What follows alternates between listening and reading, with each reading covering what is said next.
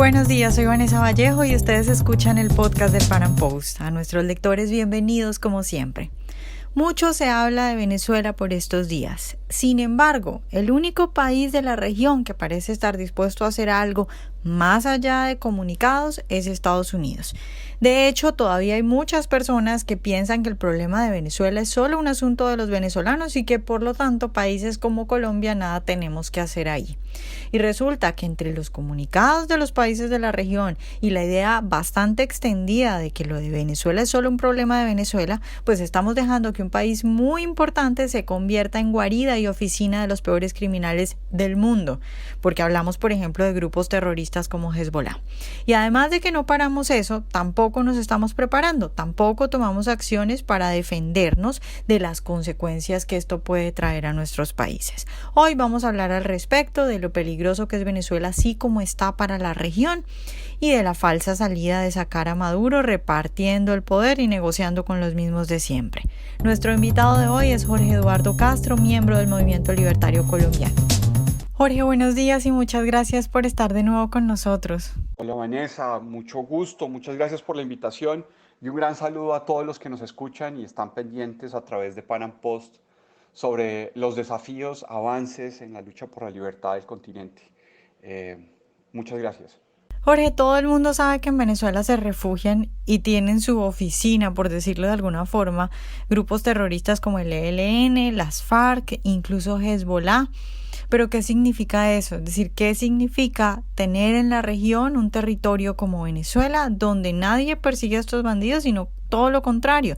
Es el refugio de estos bandidos son socios de los poderosos. ¿Eso qué significa y qué implicaciones tiene? Vanessa, lo primero es que tenemos que diferenciar la relación que tiene el régimen de Maduro y el de Cuba con las diferentes organizaciones criminales, porque son relaciones más o menos simbióticas entre unos y otros, y de ahí pues lo que puede suceder y el poder que tengan o no dentro de toda la dinámica. Por ejemplo, el Hezbollah, dicho por el mismo Elliot Abrams, la relación con Venezuela pues es más diplomática que operacional, que es diferente a lo que tienen en la triple frontera, en Paraguay, Argentina y Brasil. Es una cosa también entre diplomática y técnica. Asesorarán al régimen de Maduro y algunas partes de sus redes criminales en algunos temas de finanzas internacionales, harán algunos negocios en Venezuela, pero y tendrán presencia en algunas partes del territorio, algún tipo de campamento, pero no es una cosa tan profunda ni estratégica para el mismo Hezbollah. Luego, digamos, la posibilidad de que ellos desde ahí desarrollen algo muy fuerte no es tan grande. No significa que sea menor, lo que digo es que su relación, su compromiso es distinto que, por ejemplo, las FARC. Las FARC, o por lo menos las disidencias de las FARC, para ponerlo de alguna forma, diferenciar como el grupo que se quedó en Colombia tratando de reincorporarse, por decirlo de alguna manera, aunque pues, obviamente hay debate, pero suponiendo que esa división fuera real y profunda, versus los que se fueron con Iván Márquez, el Paisa, el mismo Santrich a Venezuela, digamos que la relación con ellos es más táctica. Apoyo en el tema de narcotráfico, en el cultivo, en el tráfico internacional de drogas, la relación con los carteles mexicanos, la relación incluso con el propio cartel de los soles. Es decir, ahí hay una relación que es táctica, más financiera, más de manejo de cultivos, más de manejo de ruta de narcotráfico. Habrá algunos elementos políticos, pero sin embargo esa relación política estructural no se da sino con el ELN. El ELN es instrumental al gobierno de Maduro. Y eso se ha notado en muchas cosas, porque por un lado es el guardaespaldas del oro, o sea, está en el arco minero, está en zonas de producción de oro, y es un oro que necesita Maduro, su familia y probablemente los cubanos también. Entonces, lo que hacen los cubanos protegiendo a Maduro en Miraflores, lo hacen los helenos protegiendo el oro de Maduro, o el oro, digamos, que quiere Maduro para mantenerse en el poder en la zona del arco minero y el sur del Amazonas. Entonces ahí hay un nivel de relación muy estratégica. Es el que le cuida la caja fuerte al ELN, pero además le distribuye recursos, ¿sí? Es un tema muy sabido, la relación del ELN con comunidades entregando las cajas de los clubs y teniendo en Venezuela radios comunitarias. Entonces ahí hay un tema que va incluso a participación en reuniones políticas de la mano de miembros del PSUV. Es decir, aquí hay un tema muy estructural en el ELN si uno quiere entender el régimen y la proyección que desde el principio le han querido dar al ELN. Porque además no olvidemos que el ELN es la guerrilla consentida, la guerrilla hija consentida de Cuba. A diferencia de las FARC, que las FARC es previa a la Revolución Cubana y tenía, digamos, unos líderes históricos que eran incluso mayores o previos a Fidel Castro, la guerrilla del ELN surge desde Cuba, se deriva del proceso de revolución cubana y por lo tanto le es instrumental a los intereses del internacionalismo comunista dirigidos desde la isla. Jorge, de nuevo, esto lo sabe todo el mundo. El presidente de Colombia, Iván Duque, cada tanto vuelve y resalta el daño que le hace a Colombia tener esta guarida aquí al lado nomás. Todo lo que está sucediendo con los demás grupos terroristas que se están concentrando en Venezuela y lo que es Venezuela para el narcotráfico a nivel internacional y todo esto. Sin embargo, no parece haber una acción efectiva respecto a esto. Entonces la pregunta es, ¿crees tú que la región está subestimando el problema? ¿Crees tú, o más bien cómo piensas tú, que deberían actuar los países de la región al respecto? Y efectivamente, como te decía, pues hay una relación distinta entre las FARC, el ELN y el Hezbollah. Entonces, y todo está en función de algo que me parece a mí que está sucediendo, porque por supuesto, digamos, el Hezbollah tiene esta presencia, pero no es tan contundente, digamos, en términos de la dinámica operacional como es en otras partes, donde si se usa como argumento de seguridad nacional debiera primar, por ejemplo. Entonces, el argumento es fuerte, pero no tanto. Digamos, las FARC, hay un acompañamiento internacional del proceso de paz que hace muy difícil que sea en el eje de cualquier, digamos, denuncia, por la posibilidad o no de creer que la fractura que tienen es profunda o parcial. Entonces ahí hay otro tema. Sin embargo, con el ELN y especialmente alrededor del tema del atentado y las mismas declaraciones de Maduro, digamos, cada vez hay un elemento mucho más fuerte. Y aquí, frente al tema de qué están haciendo los gobiernos de la región, voy a decirte, yo no creo que estén subestimando el caso, por el contrario. Yo creo que tenemos que entender una cosa que es fundamental y es, después del 11 de septiembre, Estados Unidos, en el proceso, digamos, de ir a Afganistán y de ir a Irak, quedó muy golpeada su legitimidad de acción internacional. Eh, y eso no es menor. El caso de si se encontraban en Irak armas de destrucción masiva, que por supuesto después, digamos, tuvo toda una crítica si las pruebas eran reales, nadie encontró las armas de destrucción masiva, tampoco encontraron vínculos fuertes entre Al Qaeda y Saddam Hussein. Entonces, obviamente hay muchos sectores de opinión pública en Estados Unidos y en otros países que dicen los Estados Unidos construye un enemigo, pero para deshacerse de otro. Y eso en términos de la legislación internacional es muy delicado. Entonces, lo decía en una entrevista justo el 7 de agosto el embajador de Guaidó en Colombia, el señor Humberto Calderón Berti, decía, están haciendo el building the case, están construyendo el caso. ¿Sí? Entonces, se están tomando tan serio el tema los gobiernos de la región que están blindándose jurídicamente, y los colombianos creo que lo podemos entender muy bien. Lo importante no es solo la victoria militar, sino la victoria judicial. Después de una victoria militar, lo que viene es una contraofensiva jurídica, una contraofensiva judicial para poder terminar victoriosos en lo militar, pero derrotados en la opinión pública. Yo creo que aquí hay un tema que va, digamos, lento para las aspiraciones de cambio que todos tenemos, pero creo que también ha ido muy rápido. Y entonces aquí quiero poner en evidencia un hecho que es fundamental de esta semana. Después te voy a comentar algunas cosas de cómo veo lo del Grupo de Lima y las declaraciones de Bolton y lo que se está jugando el Maduro y la oposición. Pero creo que el hecho más importante para Venezuela de esta semana, sin lugar a dudas, fue la visita a Colombia del vicefiscal del vicefiscal norteamericano, porque este señor, Zachary Terwilliger, viene por el Departamento de Justicia. Y tenemos que recordar que en Estados Unidos hay separación de poderes, separación de funciones entre las entidades, y no es lo mismo el Departamento de Estado con Pompeo, con Abrams, con Bolton, y el Departamento de Justicia con un tipo como Zachary Terwilliger, que avanzan en las cortes procesos que tienen su propia dinámica de juzgamiento. Es decir, con esa separación de poderes, lo que se inicia por el Departamento de Justicia es mucho más difícil de bloquear. Entonces vino el señor Zachary Terwilliger, se reunió con Duque, pero su declaración principal es sobre el ELN. Y entonces ahí me parece que es fundamental demostrar que están construyendo un caso sobre el ELN, pero además Iván Duque, cuando sale de la reunión, habla sobre cómo cada vez están haciendo más visibles los vínculos del gobierno de Maduro con estas organizaciones criminales y obviamente en particular el ELN. ¿Por qué esto es tan importante, Vanessa?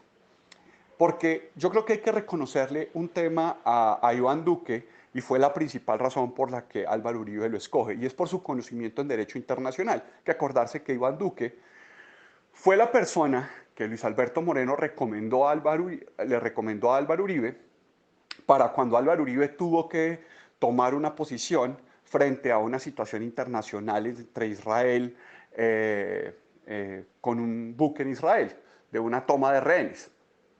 Quien asesoró jurídicamente a Uribe fue Duque. Entonces, para Duque el tema de estar haciendo las cosas en la dinámica del derecho internacional es fundamental, es como su área de experticia técnica.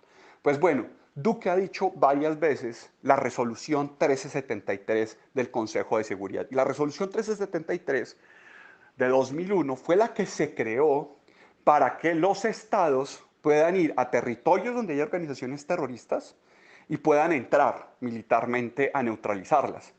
Eso fue lo que sucedió con Al Qaeda. Esta es la resolución que se hizo después del 11 de septiembre para que Estados Unidos pudiera entrar a atacar las bases de Al Qaeda en Afganistán. Parece que no es menor. Creo que están construyendo el caso alrededor de la resolución 1373, que independiente si la fuerza militar, la coalición militar, se hace al amparo del TIAR, lo cierto es que el caso jurídico lo van a hacer al amparo, o lo estarían, a mi juicio, organizando al amparo de la resolución 1373, lo cual no es menor, Vanessa. Yo creo que la mejor señal para esto fue la visita del vicefiscal en este marco, y creo que muestra, digamos, que están entendiendo, sobre todo los países aliados en términos de parar esta situación, que son Estados Unidos, Colombia y Brasil. Especialmente Estados Unidos y Colombia en los últimos días han mostrado cosas, pero esta semana Brasil también se pronunció. Creo que se vienen cosas muy importantes, Vanessa. Lo que pasa es que les ha tocado descubrir temas más complejos alrededor de la dinámica de la oposición, pero bueno, lo importante es que la oposición, incluso para la resolución 373, no es necesaria. O sea, con que solamente se pueda demostrar lo que están construyendo, podrían intervenir. Jorge, ¿qué le dices a quienes afirman que Venezuela no es un asunto de los colombianos y que hay que dejar que los venezolanos pues asuman las consecuencias de sus actos? Yo creo que los que piensan que este asunto no es de los colombianos tienen el problema de la democracia. Están muy metidos dentro del debate político nacional, electoral nacional, y son muy ingenuos sobre la geopolítica latinoamericana y la historia de la geopolítica latinoamericana.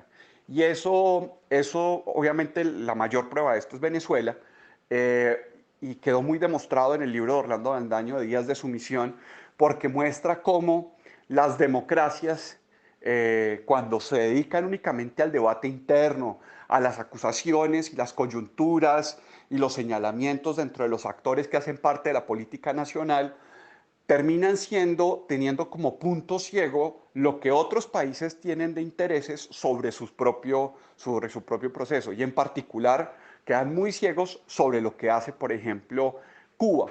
Porque, digamos, quienes hacen estos señalamientos no quieren entender, o no conocen, o no reconocen que el internacionalismo comunista cubano no cayó con el muro de Berlín. Es decir, no cae el muro de Berlín y los cubanos dicen, bueno, pues ya saben que vamos a dejar de hacer internacionalismo comunista. El internacionalismo comunista de los cubanos es de la esencia misma de su revolución, ¿sí?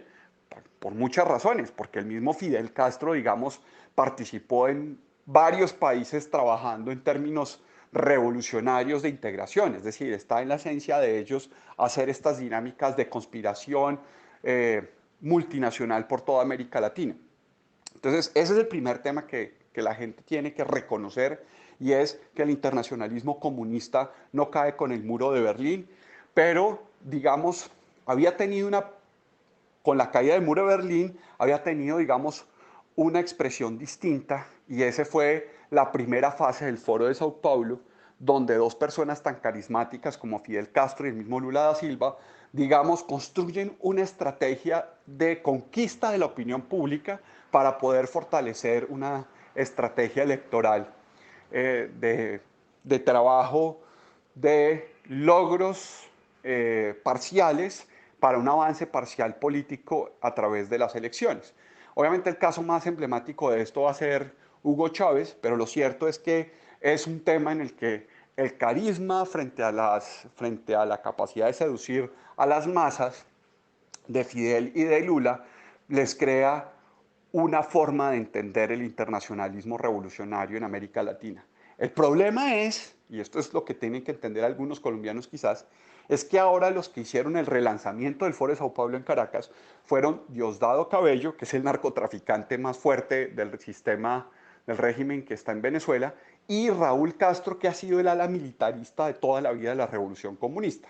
Luego, eso sumado a toda esta forma, digamos, directa de Maduro de defender y hablar y saludar a los miembros del ELN y a gente como Santrich, implica que estamos en otra forma de concebir el Foro de Sao Paulo, que es quizás, y eso es lo que creo yo, digamos, retomar la estrategia guerrillera, la estrategia terrorista, y entonces eso efectivamente lo vamos a empezar a sentir. Pero obviamente es una estrategia de todas las formas de lucha. Entonces va a haber una estrategia de ataques militares, de ataques de opinión pública a través del terror, pero también un tema, digamos, de movilizaciones sociales inducidas por una estrategia geopolítica militarista. Entonces yo creo que ahí hay una cosa que los colombianos, pero también los miembros de los otros países vamos a ir viendo también de forma más clara y ojalá para el futuro menos ingenua. Jorge, ¿cuál sería el panorama o tú cómo ves el panorama dentro de un par de años, ni siquiera a largo plazo, un par de años para Colombia y para los países de la región también, si no se logra solucionar el problema de Venezuela? Bueno, pues Vanessa, yo creo que aquí hay voy a poner dos formas de ver el tema, digamos. Si no hay cambio del régimen de Maduro, se diluye la Asamblea Nacional sin que haya una posibilidad de presión y finalmente ningún gobierno entra militarmente a Venezuela. Esto nos daría un escenario en donde, por ejemplo, puede haber un pico migratorio, es decir, no necesariamente va a haber una desbandada permanente de todos los venezolanos por el continente. Es probable que sí, que haya un aumento en los próximos 2 años de, del éxodo venezolano, pero quizás sea la parte final de la cresta. Ya habríamos nosotros incorporado a las masas anteriores de venezolanos y los que entrarían ahora empezarían a ser, digamos, marginales. Los nuevos venezolanos ya estarían creando trabajo, ahorro, acomodándose en las ciudades en donde estén, haciendo migraciones internas en los países donde están acogidos, ¿cierto? Entonces las nuevas cohortes de venezolanos que vinieran, habría una capacidad institucional de asimilación. Y te lo digo porque fue un poco lo que vivimos con el desplazamiento interno en Colombia, donde efectivamente cogieron por sorpresa el desplazamiento interno a las instituciones de ciertas ciudades, pero a medida, digamos, que fueron adaptándose a la situación, tuvieron más capacidad de reaccionar. Tuvimos, pues, como sociedad mayor capacidad de reaccionar, pero las instituciones locales fueron cada vez más hábiles, tenían procedimientos, funcionarios entrenados y los recursos, además, con el paso del tiempo, si el pico cae, digamos, va a ser menor. Entonces, esa situación en la que todos nos acomodamos es la peor. Eh, es posible, yo le veo una probabilidad más baja, pero lo que también es cierto es que con ese pico migratorio, sin poder decir que va a haber un éxodo masivo y que la presión a la región ya caería, porque la presión migratoria disminuiría con el tiempo, no va a ser siempre con asíntota infinita hasta que se desocupe Venezuela, sino que eso va a tender a decrecer en algún momento.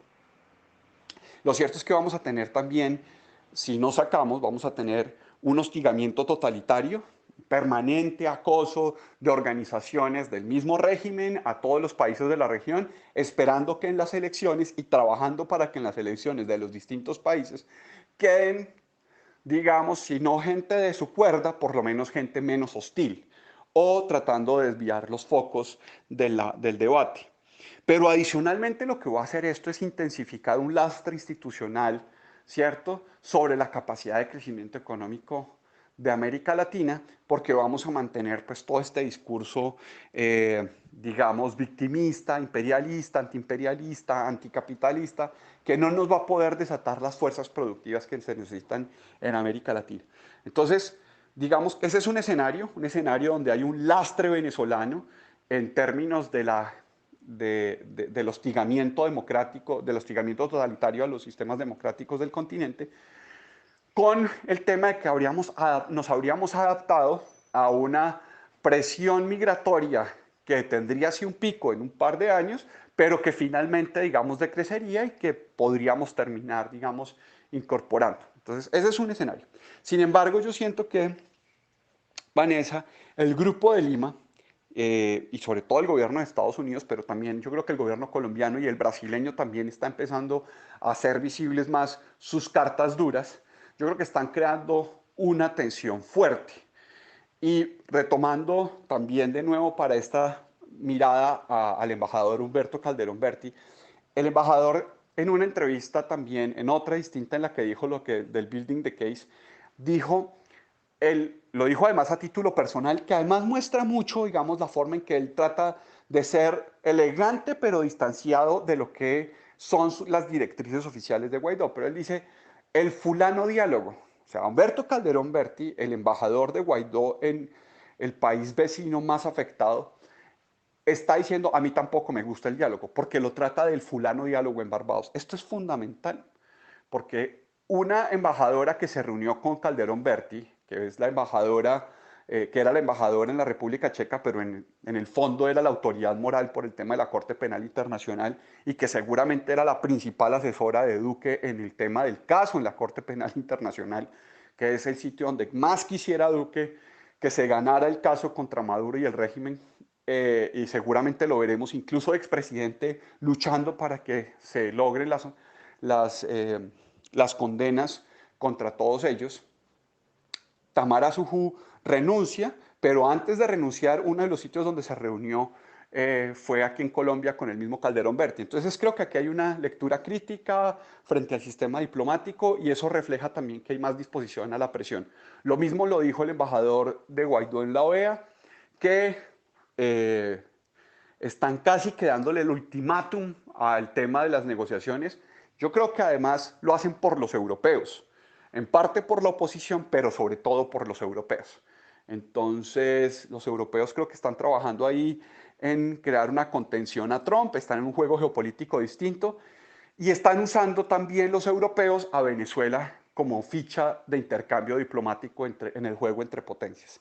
No solo es Rusia, no solo es China, sino también es Europa. Y Europa quiere frenar un poco el ímpetu de Trump. Entonces, pero yo siento que la cosa obviamente no les va a caminar.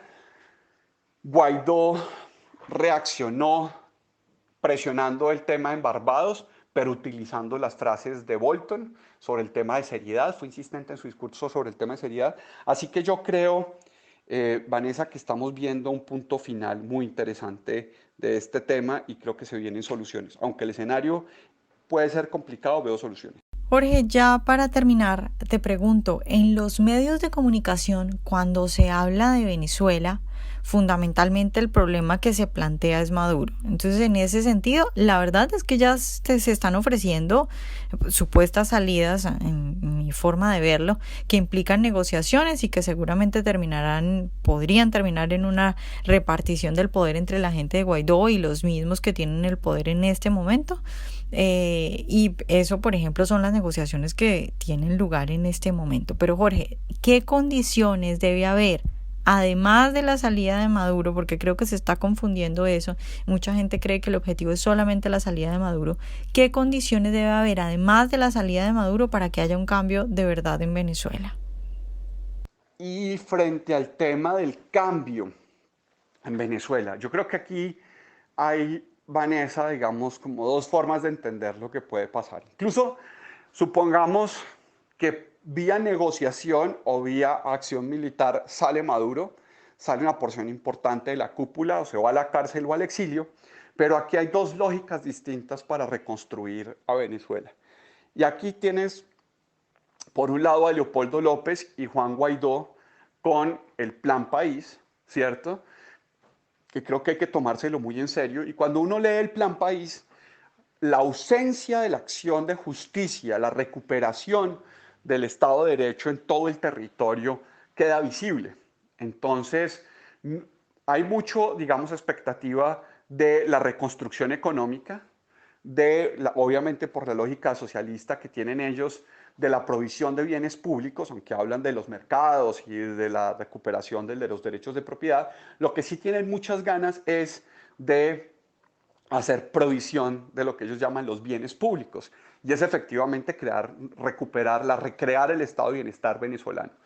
Y eso efectivamente se va a dar sobre todo en las ciudades, porque es donde están los votos. Entonces, ahí hay que ser muy consciente de que el Plan País, digamos, va a dejar por fuera un pedazo importante del territorio, pero además en el territorio que lo va a hacer va a tener una lógica, digamos, de construcción de relaciones clientelistas a través de, obviamente, el discurso humanitario, que es el que más usan, del tema de la entrega de ayuda humanitaria, porque están creando, obviamente, las bases de las redes de clientes políticos en los sectores populares. Probablemente quieren desplazar al chavismo en los sectores populares, entregándole cosas parecidas a lo que hacía el chavismo. Ese es el Plan País, que me preocupa mucho.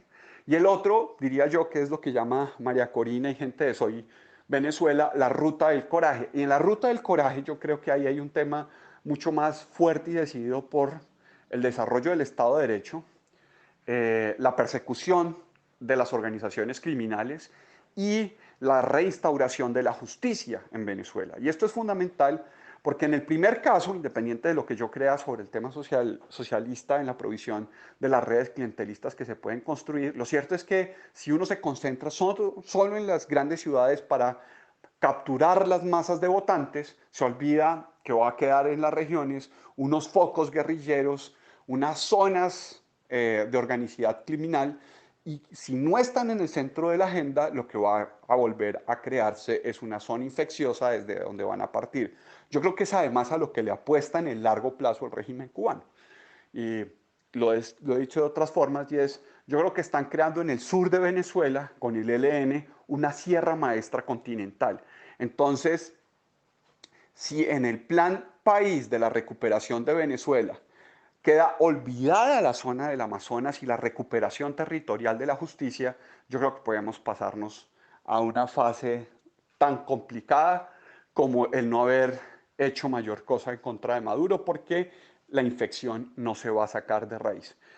Creo que la ruta del coraje, que es la recuperación de la justicia, la restauración de justicia y por lo tanto el ataque a las organizaciones criminales, va a ser fundamental para que el resto de cosas, las dinámicas de mercado, el desarrollo de nuevos actores empresariales y el emprendimiento pueda brillar nuevamente en Venezuela. Pero efectivamente, digamos, ahí hay una cosa que es muy distinta y en la que en todo caso tenemos que tener mucho cuidado.